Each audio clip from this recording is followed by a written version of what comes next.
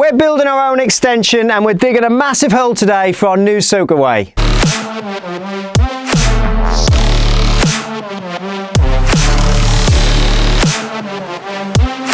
And we're going to get this oversight built up so we're finally out of the ground.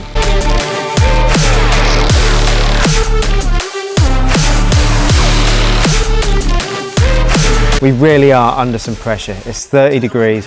I'm absolutely sweating. But it's all going to be worth it because in this episode I'm going to show you that a DIY extension can save you some serious amounts of money. First job of the day, get these 8 soakaway crates in the ground. They got to be 5 metres from the house and 3 metres from the boundaries, and that lands them there, right in the middle of the garden. Now they've got to go pretty deep because we need 500 mil of cover, i.e. soil, on the top, and then we've got 800 mil of crate, and we need 100 mil of pea shingle underneath them to level them up. So that's a pretty big hole right in the middle of this lawn. So you're looking for the secret that got me here.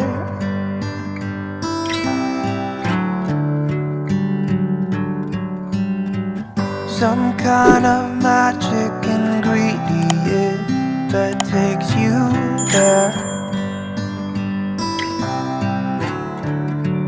Well, you just keep showing up. You just keep showing up. You just keep showing. So we've nearly finished digging the hole. Aaron's just tidying that up a bit. But how do we know that those 8 crates are enough to take all the water from the roof, because we're getting rid of that downpipe, so it's got to take this side of the roof and it's got to take the new extensions. Well, the best way to do it is to head online where you'll find calculators that work it all out for you, so it's nice and easy. No, you just wanna find some kind of lucky pill for free. So we have dug a massive hole and we know we're at the right level because we've set up our laser. I've turned the sound off, but we've got the laser level set up. If you want to see how you set a date and point and set your laser up with your staff, go back to episode 1 where we explain exactly how you can do that. You could just use a tape measure if you haven't got one of these. Do it the old way. For any one of you that wants to take this on, you'll be very surprised at that colossal amount of dirt that comes out of a hole like this. A lot more than I think you'd expect, so bear that in mind.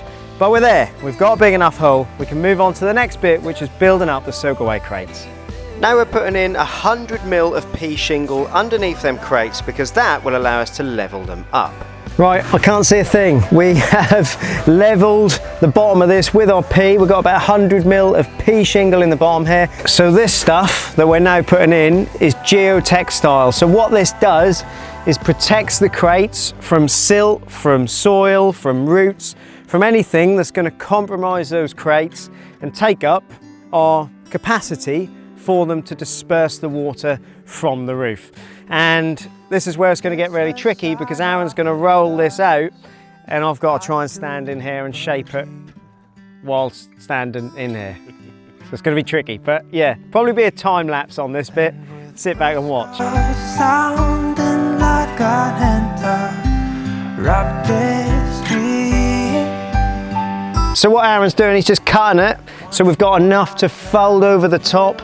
Of course, fold both sides in, and that will then encapsulate the whole thing in this direction, and then we'll do the same thing across the length of the crates as well. Yeah, you just keep showing up. So that is in the corners. You can see there, they don't actually attach to each other, they just overlap. And now Aaron's going to lower the crates down to me. I'm going to level them and join them together. And we'll show you how we join them crates together once Aaron's lowered them down to me. Of course, when you're doing this, just make sure that the geotextile is not caught up and that it actually is going around the crates. And you kind of got to have a million pairs of hands. I'll just give them a little wiggle so that they sit nice and flush. And then I'll bring the camera down and you'll be able to see how they join together. So we messed up actually. Luckily enough, before we got too far, we realised that if we put the next set of crates on, our outlets for the pipe coming from the house would be in the wrong place. So we've spun these crates around, and now I'm using these little clips just to hold them together. I'll show you properly at the tops anyway, but all they do is you pop them in and it just locks the crates together. On the end of these crates, there's a couple of knockouts. The middle one there, as you can see, is for 110mm pipe, and the bigger diameter one's for 150mm pipe. So all we're going to do is we're just going to cut out the one in the middle, just like that, and then our pipe will just fit in there, just like that. And that crate is going to sit on this middle row here, and that allows us to then dig our trench to meet up with a gully on this side of the new extension and a gully where our next extension will sit up here, and that will take all the volume from both roofs. Now we've got these little tubes, and what they do is they connect the crates together. You can see I've already put a few in, and all I'm going to do is just pop them in. Yeah, good point. Make sure you put it the right way around once you've cut the hole for your pipe. I've moved the little tubes to the corners, just makes it a little bit easier. There we go, and they just slot on the top there. And then you just use these little clips that lock the two crates together. So now the crates are in, we can wrap the geotextile all over the top of it, making sure we overlap the whole lot. So we'll start with the ends. Aaron's just going to create an overlap by pulling that over from each end, and then we'll be able to bring the sides in. So that's all wrapped. We can leave the soakaway alone for now. We've made a little mark on the ground here, and that lines up with that hole that we've made in the side of one of the crates so that we can get the pipe in. Now what we've done, we're dummying all the pipe work up so that we can see the route from the gully on the edge of the house there. You can see there's two gullies. You've got one there that'll come off the corner of the new extension, and you've got one here that comes from the rest of the roof. And what we need to do is we'll come out of here, we'll put a pipe underground to a bend here, we'll turn the corner here, we'll follow our way along here, and then this gully is going to come out of that socket there, and it's going to meet into that Y piece there. It'll run under the ground until it turns here and then into the crate. And you'll probably wonder why there. It's because there'll be another extension there. Check on episode 2 if you want to see the plans, and the new downpipe will end up coming down the edge of the building there. So if you're wondering why we're using gullies instead of a silt trap, 1, because silt traps are quite expensive, and 2, we don't really want another manhole cover in the lawn. So it's cheaper and easier to use a gully. So, you know what we've got to do now? More digging. More digging.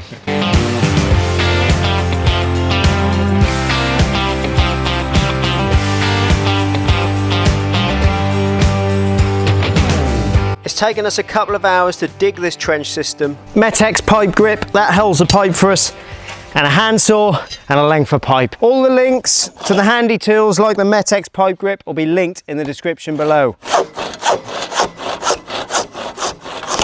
Cutter, Metex chamfer tool, so we can chamfer the end, then you don't knacker the seals on the sockets. We've kind of dummied this up so we know where all this goes.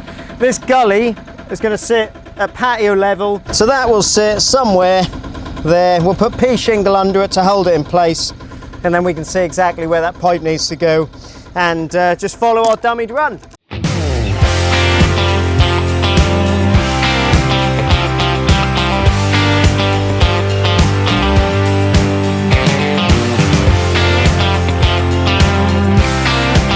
Bit of pipe lube on the end. Lower it down, there we go. There we go, that's in. Lovely. So that's all the surface water drainage in. We checked the fall with our Metex pipe fall. We know we've got a really good fall on there. It's got to be a minimum of 1 in 100 as per our drawings. We know it's all spot on, everything's linked up, and now that can be backfilled when the building inspector comes and has a look at it. But it's been a long day, so I'll pick up the camera in the morning and we'll get on with that oversight. So all the backfilling and drainage is now done, and we can now move around a little bit easier. It's raining and sunny, typical England this. And now we're going to take on the very last bit of what they call getting out of the ground, and that is our floor build-up, or more commonly known in the trade as the oversight. That oversight is this bit here. And there'll be lots of different parts to this. There'll be hardcore, there'll be blinding sand, there will be concrete, there'll be screed and insulation, not in that order. And it's critical that we get this correct, because if our levels are even slightly out, by the time we knock through that kitchen wall, we'd have two very different floor levels. So I'll show you how I go about this. It is going to be a bit of a task. And that's because it's not as simple as just leveling this off, because if you remember back to episode 1, we found that, an old manhole. That is now redundant. We've got the new drainage in, which you will have saw in episode 2. Both will be linked in the description.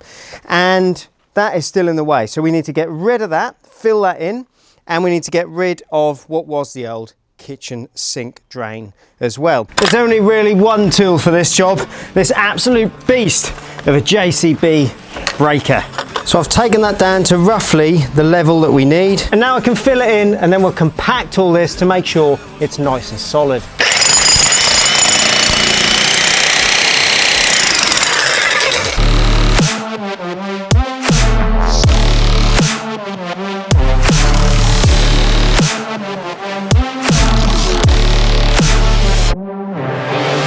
So I've got the soil down to the level where it's somewhat close to where we want to be. But how do we know that? Well, if you go back to episode 1, or if you remember back to episode 1, you'll have seen us set up this, a rotating laser level, and you'll have also seen us put a datum point in on a stake in the ground. If you haven't seen that, I'll link it in the description, and you can go back and learn exactly how to set a datum point with your rotating laser level. We've then got this receiver here, and all I've done is I've put it on my finished floor level on the datum point, and then I've deducted the amounts we need for each different materials. So we've got 50 mil of screed, 100 mil of concrete, 100 mil of insulation, and 150 mil of type 1 MOT. There's a little sliver of blind and sand in there as well, but we're not too worried about that. So those things make up 400 mil. So all we need to do is set that stuff 400 mil below our finished floor level. So we take off that 400 mil, so we're below the kitchen, which is here, 400 mils down here. And if we put that stuff on the soil, it should beep, and it should tell us that we're 400 mil below that kitchen. Great British weather, here comes the rain, just in time. We got this to the correct level. I've done that all the way around. This little Hyundai compactor has been with me a long while, and it never misses a beat.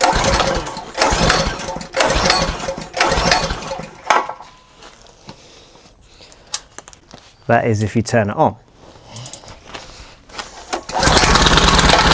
Now I've got the compactor going around on this soil because we want it to be nice and compact, nice and solid to start with before we put any hardcore or concrete on the top of it. Perfect, compacted and ready for hardcore. Now I'm going to order a grab lorry to come pick up that massive pile of soil that we got there and deliver my Type 1 MOT at the same time.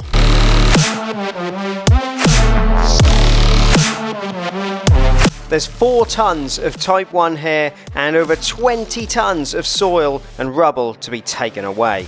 And it cost me a grand total of 750 quid. So that is the quickest, easiest and cheapest way to get your muck away and your hardcore for your oversight turns up at the same time. Jobs like this, well, you can't get them done without power tools, and on Ultimate Tool Competitions we give away the biggest toolkits on the internet. We've already sent out nearly £50,000 worth of power tools to nearly 200 lucky winners, and this week is no different with this massive 23-piece DeWalt brushless power tool kit. It's got first and second fix nail guns, it's got a miter saw and stand, pretty much every power tool you could need to do this job that we're doing today, and it's even got storage and all the batteries that you need to power it. Nearly £4,000 worth of power tools, and the tickets for this are just £1. The link's down below in the description. Make sure you've got your name in the hat to be in it to win it for this massive kit, and we'll see you in a few weeks on the live draw. So before we move all that hardcore around, I need to get a duct in. Good job I remembered now. This duct is to get the new water main in. So on the other side of this wall, I've worked out where the existing water main comes in, where the stopcock is, and I've worked out where the middle of the new window is on that wall over there. And I'm going to put a drawstring in this duct. This is just one 10mm waste pipe. We're going to have that in the floor so we can pull through the new water main when we knock that wall out. So I've marked out for the duct, and I'm going to use my mate Ronnie Corbett, to go through the wall underneath the damp course. Don't worry, it's underneath the damp course. Not going to make any difference by the time we actually get through to sorting it out. But for now, we just need to get this duct in.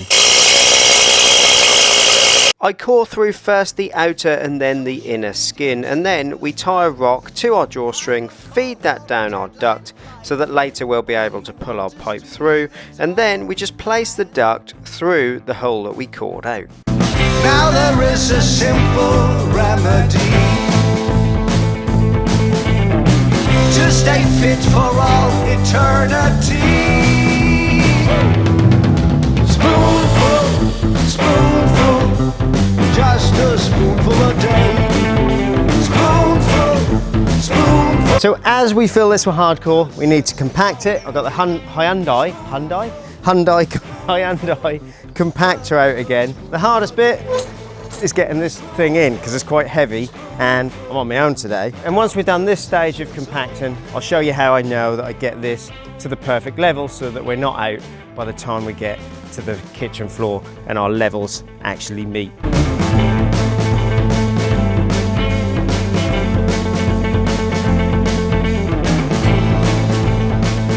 Now it's compacted, we set the Hupar laser level up again and our staff and receiver. If you want to see how to set this up, go back to episode 1, and that will kind of bring you up to speed of this stage here, because it takes time to set all this up and it needs to be done at stage 1. So head back to episode 1 and you'll understand this a little bit better if you haven't been following. So for those of you that haven't been following, when we're beeping, we're good. And you can see there, we're about 20 mil low in this corner here, but there are spots where we're perfect.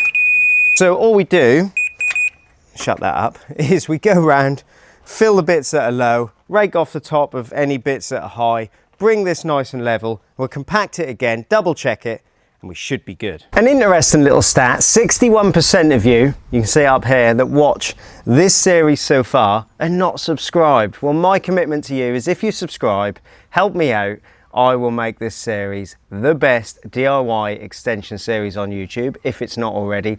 That is my commitment. Me and the guys will do our absolute best to make this as entertaining and as informative as possible. So please hit the subscribe button if you haven't already, and give the video a like if you enjoyed it, because that'll help it to reach more people and they can enjoy it too. So now our type 1's down, it's perfectly compacted, we can move on to the next step of our oversight build-up. And that next layer of our build-up is something called blinding sand. Now, blinding sand is only really there as a protective layer. It's just a nice soft building sand that will protect the DPM above it, so the damp-proof membrane, essentially a 1200 gauge plastic sheet that stops moisture coming up. If we put that straight down on the hardcore, the little sharp stones on the hardcore could just puncture it with the weight of the concrete on top. So all we need to do is get this stuff spread across the top in a thin layer and compact it down to protect that DPM. And the rush is on, it's 9:22, building controller turning up at 12 to inspect this oversight. And I haven't even got it done yet. Your portion control plate, just a spoonful burns the fat away. It's fantastic and it's for free, and as long as you... We really are under some pressure. It's 30 degrees, I'm absolutely sweating. Cause there is a simple Now the sand's down and compact, we've got this 1200 gauge DPM. All this does, stops the moisture coming through. We need to lay that on top of the sand.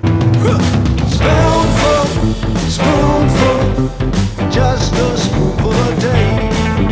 Spoonful, spoonful, the doctor says it's... Right, that's the DPM in. It's dressed into the corners nicely. We've taped it around the edges and screwed it up the wall on this side so that it doesn't collapse into our concrete. Now we can get the mesh in to reinforce our concrete. The mesh just strengthens that oversight. So we're going to lift that in now, and then we need to tie it together and get it on some spacers. That's the mesh in. It's 50 mil from all the edges because you don't want to go too close to the edges of the membrane because you could puncture it. Now I ain't got a tying tool, so we're doing it the old way with pliers, which takes a lot longer. We've used the wire to tie that mesh together along both edges where it overlaps, and that'll stop it moving around until that concrete gets in there. And now it's time for these 50 mil spacers. That will stand this mesh up so that it's in the middle of the concrete. If you think the concrete's 100 mil, bring it up 50 mil, and you've got the strength right in the middle. All you got to do with these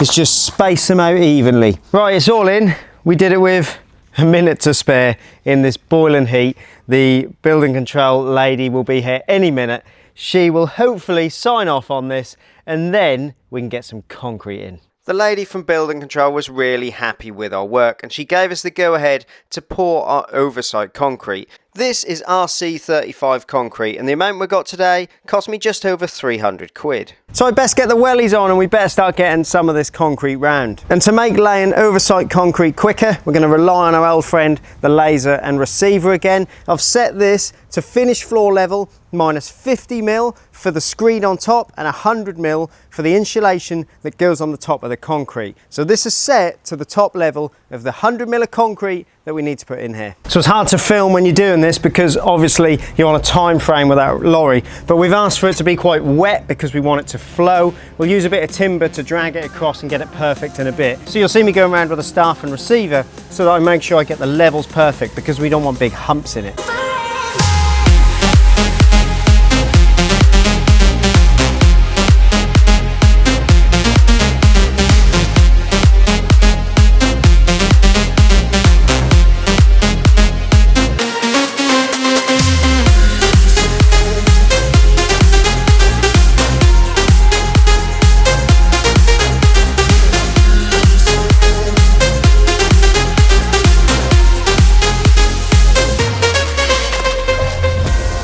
It's in, just over a metre's worth of concrete, cost just under 400 quid in the end, and now we're ready for 100 mil of insulation on top of that, and then 50 mil of screed on top of that to bring us up to the same level as that kitchen and dining room there. So when we do our knock-throughs, the floors will be the same. So in the next one, we're going to build these walls up. We've got a couple of windows to change on the house so we can get the fall on the roof, and we're going to get ready to put that roof on. It's going to be a challenge, it's going to be fun. If you want to see some more incredible builds that you can take on yourself, hit these videos here, and I'll see you guys in the next one.